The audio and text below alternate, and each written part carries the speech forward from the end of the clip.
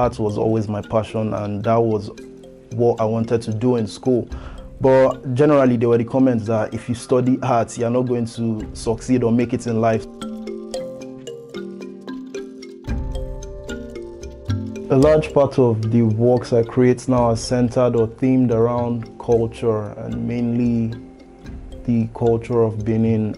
We know Benin is famous for their artworks and their bronzes, but how can we push the culture and tell it in new ways? And I felt playing cards is something that everyone can relate to, both young or old.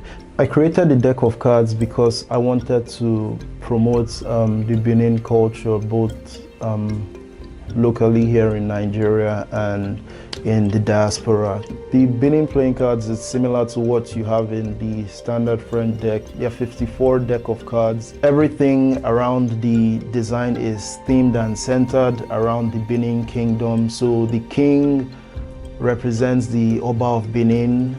The queen represents the queen mother, Queen Idia, from the famous Festac 77 mask, and the jack in my design represents the Iyasi of Benin. Back then, he was the general commander of the Benin army. For the aces, you have like different symbols relating to the Benin kingdom with short descriptions to better inform the audience or people who get curious about what these things might mean. So everything is themed around Benin kingdom and their artworks.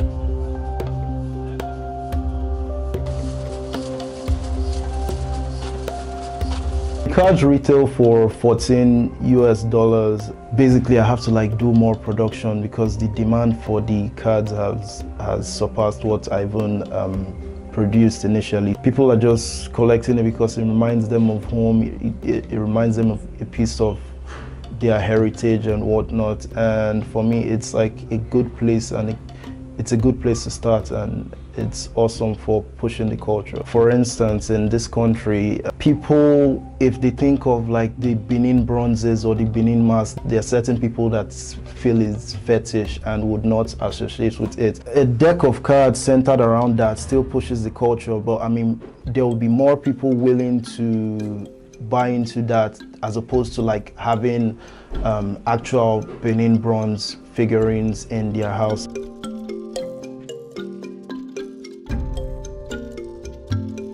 I think it's important for artists now to keep the culture and heritage alive. Merging the old and the new is always a welcome idea. Let's face it, we have to move with the times. We're in the modern era. Like taking Benin for an example, we know the Benin bronzes will always be the core and the foundation of that, but how do we push or promote the culture in new ways? So you can see people taking pieces or fragments of that and representing it.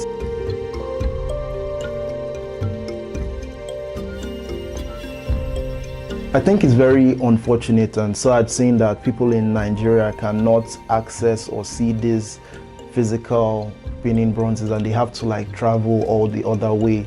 Much of what I know has been through reading books or watching videos.